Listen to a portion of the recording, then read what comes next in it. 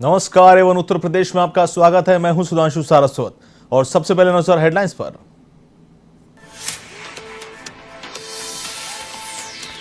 मुख्यमंत्री योगी ने किया बाढ़ प्रभावित इलाकों का हवाई सर्वेक्षण, अधिकारियों को दिए पीड़ितों को राहत पहुंचाने के निर्देश। सूबे के 15 जिले हैं बाढ़ से प्रभावित।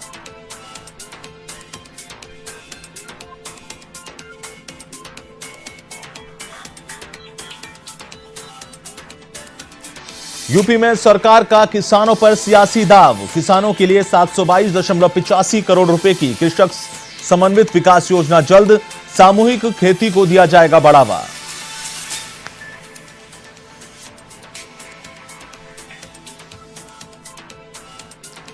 सपा विधानसभा चुनावों में राष्ट्रीय पार्टियों से नहीं करेगी गठबंधन, सपा के प्रदेश अध्यक्ष नरेश उत्तम ने अयोध्या में किए भगवान श्री राम के दर्शन, सरकार बनाने का भी दावा किया।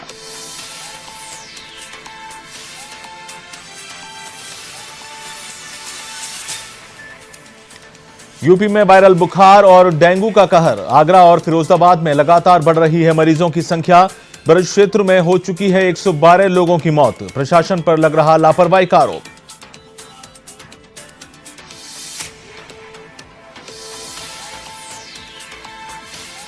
और मुरादाबाद के काफियाबाद गांव में राशन डीलर की गोली मारकर हत्या, मृतक के परिजनों ने 3 लोगों के खिलाफ करवाया मामला दर्ज, पुलिस जुटी आरोपियों की तलाश में।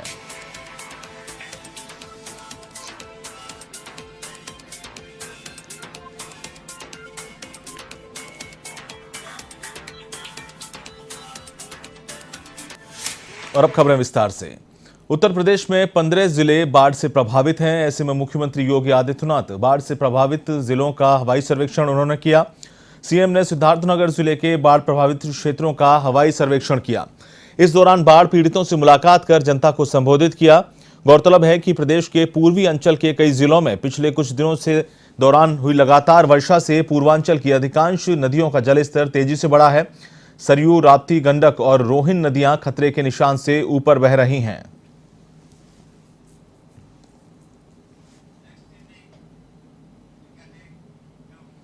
प्रदेश सरकार विधानसभा चुनाव से पहले किसानों के लिए 722.85 करोड़ रुपए की आत्मनिर्भर कृषक समन्वित विकास योजना लाने जा रही है।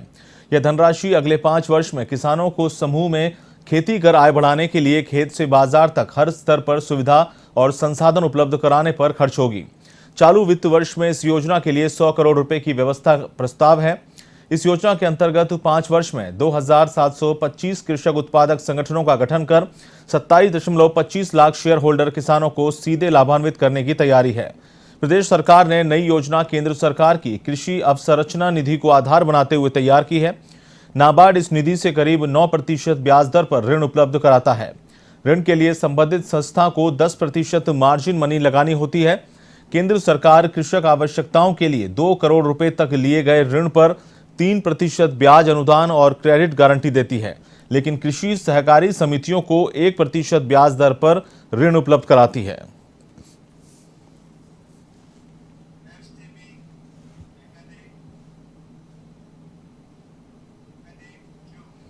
केंद्रीय मंत्री स्मृति ईरानी 2 दिवसीय दौरे पर अमेठी पहुंची। दौरे के पहले दिन स्मृति गौरीगंज के पूर्व विधायक दादा तेजभान सिंह और 2 अन्य भाजपा नेताओं के घर पहुंची और शोक संतप्त परिजनों से मिलकर संवेदनाएं व्यक्त की।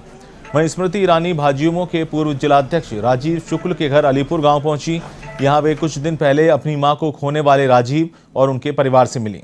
इसके अलावा उन्होंने इलाके में ऑक्सीजन प्लांट का भी लोकार्पण किया।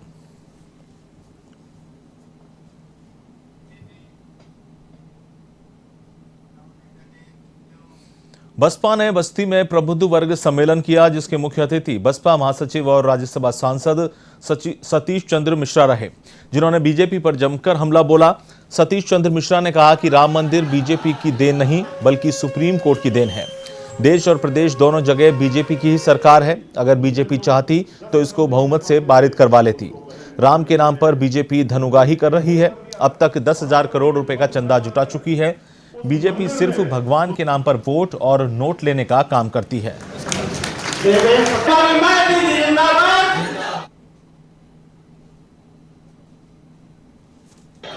और वो नकल करना चाहते हैं बहुजन समाज पार्टी की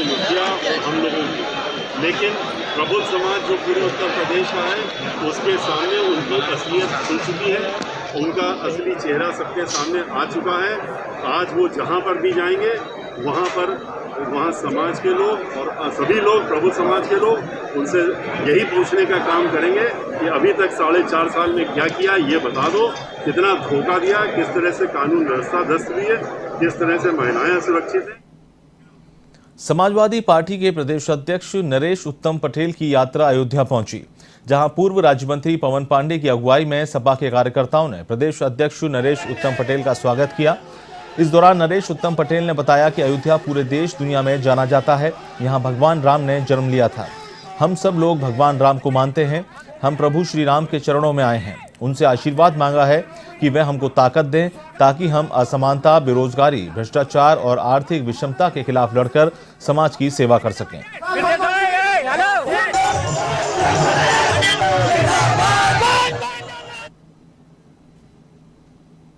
कौन आया कौन गया उससे हमारा कोई मतलब नहीं, लेकिन हम प्रभु श्री राम के चरणों में आए हैं, उनसे भी आशीर्वाद मांगा है कि हमको ताकत दें तो हम असमानता, बेरोजगारी, भ्रष्टाचार और आर्थिक विषमता के खिलाफ लड़ करके समाज की सेवा कर सकें। 2022 में किन पार्टियों के साथ गठबंधन होगा? 2022 में हमारे नेता माननीय अखिलेश यादव जी ने स्पष्ट कर दिया है कि बड़ी पार्टियों से गठबंधन का अनुभव और परिणाम ठीक नहीं रहा, इसलिए समाजवादी पार्टी अकेले लड़ेगी और समाजवादी पार्टी के राष्ट्रीय अध्यक्ष जिन छोटे दलों को एडजस्ट करेंगे, जिनको समायोजित करेंगे, हम कार्यकर्ता लोग उसका अनुपालन करते हुए समाजवादी पार्टी और समाजवादी पार्टी से जुड़े हुए दलों को जिता करके उत्तर प्रदेश में एक अच्छी सरकार माननीय अखिलेश यादव जी के नेतृत्व में देंगे। उत्तर प्रदेश में कोरोना पर काफी हद तक नियंत्रण किया जा चुका है। वहीं टीकाकरण के मामले में भी उत्तर प्रदेश सबसे आगे चल रहा है। प्रदेश में कोविड टीकाकरण का आंकड़ा 7,69,93,000 के पार हो चुका है। वहीं अब तक 6,46,00,000 से अधिक नागरिकों ने कोविड से बचाव के लिए टीके की कम से कम एक खुराक प्राप्त कर ली है। यह देश के किसी एक राज्य में हुआ सबसे अधिक टीकाकरण है। जानकारी के मुताबिक प्रदेश के 24 जिले कोरोना से मुक्त हो चुके हैं। वहीं पिछले 24 घंटे में टेस्टिंग में 63 जिलों में संक्रमण का एक भी नया केस नहीं पाया गया। प्रदेश में एक्टिव कोविड केस की संख्या 300 से भी कम रह गई है।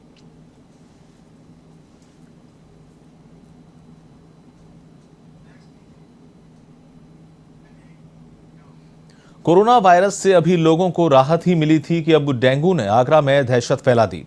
आगरा के आसपास डेंगू और वायरल बुखार से हालात बेकाबू होते जा रहे हैं।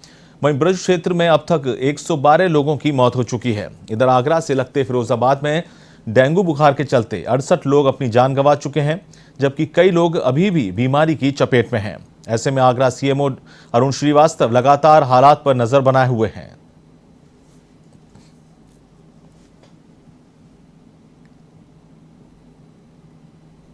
उत्तर प्रदेश में लगातार डेंगू और वायरल बुखार से हालत बेकाबू है। इसी कड़ी में हमारे साथ मौजूद हैं आगरा के सीएमओ अरुण श्रीवास्तव, जिनसे बात करेंगे कि आगरा में किस तरीके की इस वायरल और डेंगू से निपटने की तैयारियां हैं। सर, किस तरीके की वायरल और डेंगू से निपटने की?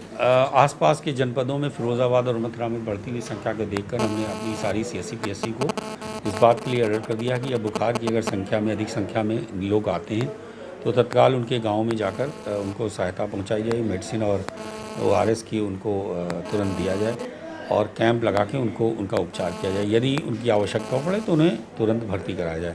साथ ही फॉगिंग और लार्विसाइडल का छिड़काव किया जाए।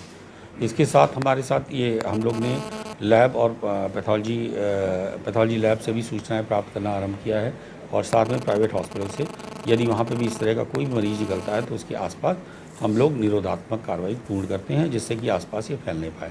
साथ में हम सबसे अनुरोध करते हैं कि अपने जनपद में जितने भी अंदर घर के अंदर आपके पुराने गमले, टायर या कूलर हैं, इनके पानियों को आप तुरंत निकाल कर सुखा लें और डेंगू फैलने का सबसे बड़ा कारण यही होते हैं। इसके लिए नगर निगम घर घर सर्च कर रही है और निरीक्षण कर रहे हैं। बच्चों के स्कूल भी शुरू हो चुके हैं, तो बच्चों के स्कूल के लिए क्या आप एक मैसेज देना चाहोगे स्कूल के प्रबंधक के लिए? उन सबसे मेरा अनुरोध है, क्योंकि बच्चे जो जिस तरह के केसेस दिख रहे हैं, बच्चे बहुत ज़्यादा इन्फेक्टेड हो रहे हैं। अपने छत में देख लें कोई भी किसी तरह का पानी का रुकाव या भराव ना हो। साथ में बच्चों से कहें कि पूरे बाँह की आस्तीन की कपड़े पहन के आएँ। यदि बुखार या अन्य कोई दिक्कत हो तुरंत स्थानीय जो चिकित्सालय हैं उनसे संपर्क करें।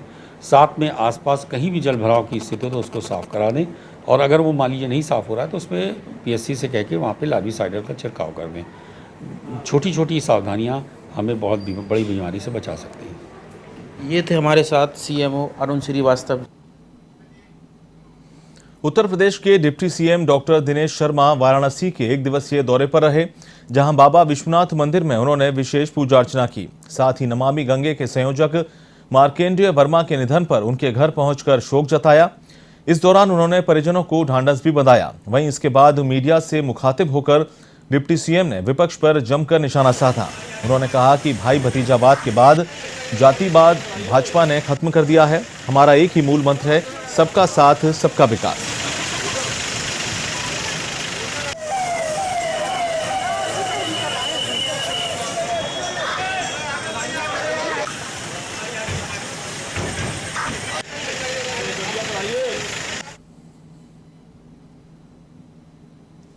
हर क्षेत्र में, जिसको हम दूसरे शब्दों में कहते हैं कि पूरे भारतवर्ष में उत्तर प्रदेश का डंका बजा है। आज आत्मनिर्भर भारत की जो माननीय प्रधानमंत्री जी की परिकल्पना थी, वो उत्तर प्रदेश में साकार हो रही है। एक और नई जो शिक्षण व्यवस्था है उत्तर प्रदेश में, चाहे वो माध्यमिक शिक्षा विभाग हो, उच्च शिक्षा विभाग हो या बेसिक शिक्षा विभाग हो। यूपी के डीजीपी मुकुल गोयल ने लखनऊ स्थित हजरतगंज कोतवाली का औचक निरीक्षण किया। इस दौरान उन्होंने कोतवाली में कानून व्यवस्था का भी जायजा लिया, साथ ही आवश्यक दिशा निर्देश भी दिए। इस मौके पर CP DK Thakur, DCP central Khyati Garg, ADCP central Rajesh Srivastava और हजरतगंज एसीपी राघवेंद्र मिश्रा भी मौजूद रहे।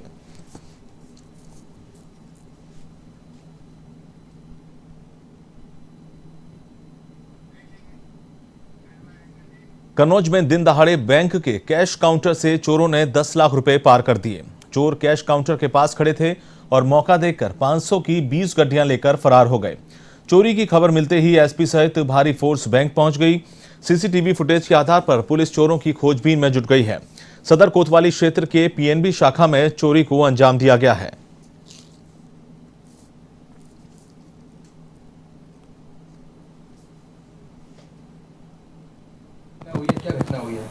हमारे यहाँ से ये चोरी हो गई 10 लाख के। एक बंदा आया है मास्क लगा के, जो वीडियो में दिख रहा है, और यहाँ से उसके साथ एक और भी बंदा था, तो लेके उसने कैश से पैसे 10 लाख रुपए लेके भाग गया। कहाँ से पैसे उठाए? कैश केबिन से, यहाँ से। जी जी। बाकी अभी पुलिस को सब रिपोर्ट हो के वो आके देख भी लिए हैं, सारी चीज़ें हो गई।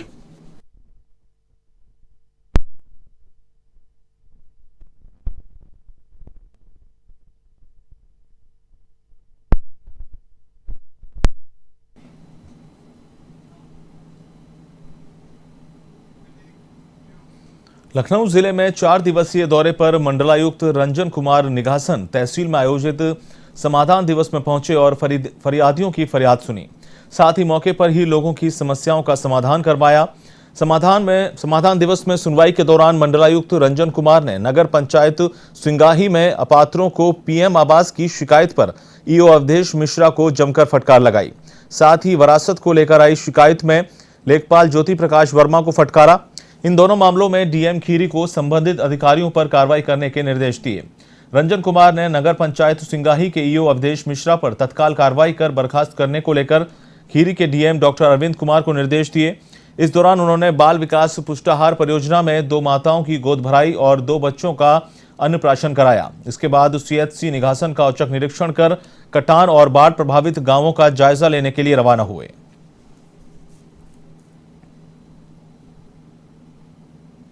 आने के बाद अभी 4 दिन के लिए हम नोडल यहाँ पे नोडल के रूप में आए हैं। इसमें सभी चीज़ें हमको देखना है। डेंगू, मलेरिया जितने भी इस तरह के रोग फैल सकते हैं मच्छरों के कारण और अन्य गंदगी के कारण, उसमें पूरी अभियान चलेगी। पूरी सैनिटेशन कराया जाएगा। साथ ही साथ बाढ़ से प्रभावित क्षेत्रों का पूरी डिटेल आज समीक्षा की गई कि किस प्रकार शारदा और घाघरा और मोहान सभी नदियों का किस तरह से उनका प्रोजेक्ट्स जो बने अभी तक उसका कितना प्रभाव रहा है और लोगों का किस तरह से जो गांव डूब गए हैं उनको कितना हम खाद्यान्न बांट रहे हैं। 5,500 से ज़्यादा लोगों को अभी वितरित किया जा चुका है और पूरी कानपुर के फीलखाना और मूलगंज थाना इलाके में एक व्यापारी के साथ बदमाशों ने 7 लाख की लूट को अंजाम दिया। दिन दहाड़े हार्डवेयर कारोबारी के साथ पुलिस पिकेट से चंद कदमों की दूरी पर ये वारदात की गई। बदमाशों को पहले से पता था कि व्यापारी के बैग में लाखों की रकम है। पुलिस दोनों बदमाशों की तलाश में जुट गई है।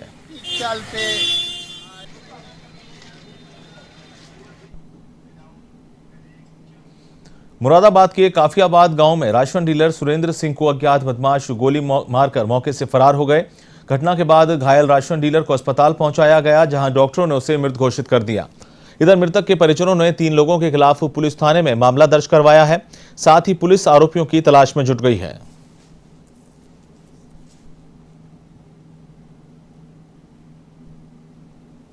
काफियाबाद निवासी श्री सुरेंद्र अपने कार्य से वापस आ रहे थे तो गांव के पहले ही इनको गोली मारी गई है।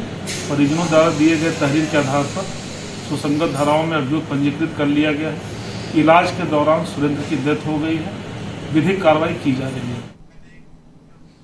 आगरा की चलती ट्रेनों में लूटपाट की वारदातें थमने का नाम नहीं ले रही हैं। इसी के तहत कासगंज पैसेंजर ट्रेन में बदमाशों ने महिला नर्स का पर्स लूट लिया। इस दौरान बदमाशों ने महिला नर्स से मारपीट की, जिसमें नर्स घायल हो गई। इधर घटना के बाद पुलिस ने 2 आरोपियों को चोरी की बाइक के साथ धर दबोचा। फिलहाल आरोपियों से पूछताछ जारी है।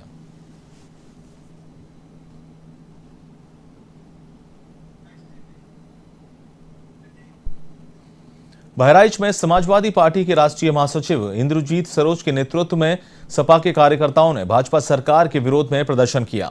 बढ़ती महंगाई और बेरोजगारी को दूर करने को लेकर सपा कार्यकर्ताओं ने प्रदर्शन किया। सपा कार्यकर्ताओं ने मिट्टी का घड़ा फोड़कर अपना विरोध जताया। सपा नेताओं ने कहा कि भाजपा को आगामी चुनाव में हार का सामना करना पड़ेगा।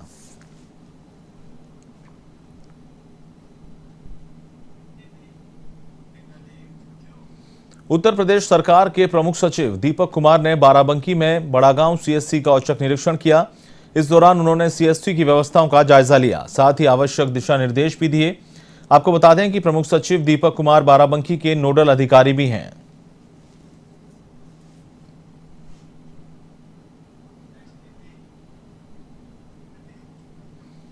मुरादाबाद जनपद के साबिया हत्याकांड के मामले को लेकर देश भर में कैंडल मार्च निकाला जा रहा है और विरोध प्रदर्शन चल रहा है। लोग अलग अलग तरीके से प्रदर्शन कर साबिया के हत्यारों को गिरफ्तार कर फांसी की मांग कर रहे हैं। इसी क्रम में ठाकुर द्वारा कोतवाली क्षेत्र में सपा के विधायक नवाब जान ने अपने कार्यकर्ताओं के साथ भारी तादाद में एकजुट होकर साबिया के हत्यारों को गिरफ्तार कर फांसी देने की मांग करते हुए कैंडल मार्च निकाला।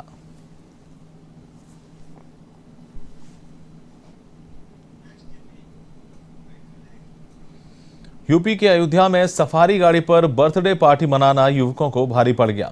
सफारी गाड़ी के अचानक ब्रेक फेल होने पर नाई की दुकान से टकराते हुए पेड़ से टकरा गई। आपको बता दें कि प्रयागराज हाईवे पर ढाबा सेमर के पास हुए हादसे में एक युवक की मौत हो गई, जबकि 8 लोग घायल हो गए। जानकारी के मुताबिक 5 लोग सफारी गाड़ी पर एक युवक का बर्थडे सेलिब्रेशन कर रहे थे। इसी दौरान सफारी गाड़ी के ब्रेक फेल होने पर नाई की गुमटी से टकराते हुए पेड़ से टकरा गई, जिसमें खानपुर मसौदा निवासी मोहन तिवारी की मौत हो गई, जबकि 7 लोग घायल हो गए। सूचना पर विधायक वेद प्रकाश गुप्ता ने घायलों का हाल जाना। डॉक्टर CBN त्रिपाठी ने बताया कि गंभीर घायल 2 लोगों को लखनऊ रेफर किया गया है, जबकि 4 लोगों का जिला अस्पताल में इलाज जारी है।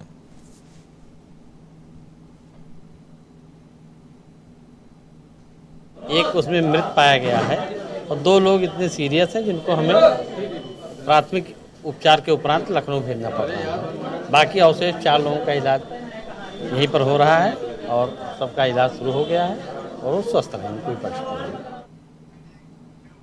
फिलहाल इस बुलेटिन में इतना ही। मुझे दीजिए इजाजत। नमस्कार।